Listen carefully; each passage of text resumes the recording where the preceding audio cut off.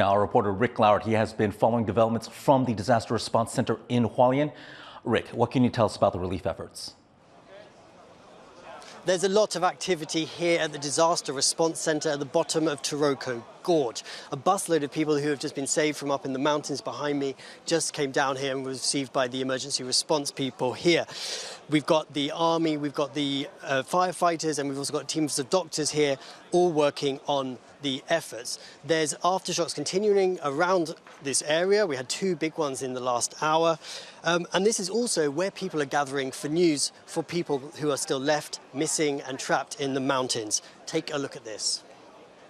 An anxious wait for news. These families still have relatives trapped on Taiwan's mountains, 2 days after the largest earthquake in 25 years hit the country. 64-year-old Lin Qianhui last heard from her son through this online post. He stopped off in the national park here on his way to visit her for the long holiday weekend. 在心里一直祷告他们，祈祷他们，叫朋友帮忙祷告，集众人的力气，帮他们，希望他们平安。 Dozens are still missing in this national park. The magnitude 7.2 quake hit just kilometers from here, bringing landslides down the mountains and sending boulders crashing onto hiking paths and roads.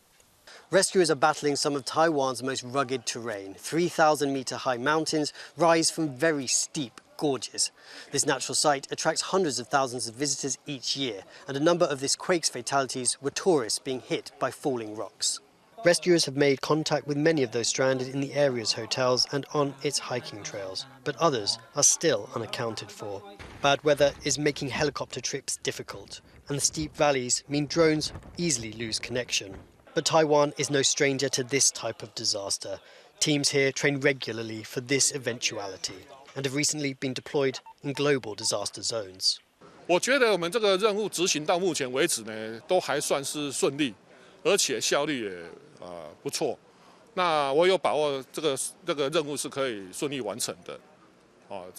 所以我们搜救人员虽然很辛苦，而且冒着很大的风险。 但是我相信我们的同仁应该可以把它做得很好。As large aftershocks continue through a third day, rescue workers, unfazed, focus on the task at hand.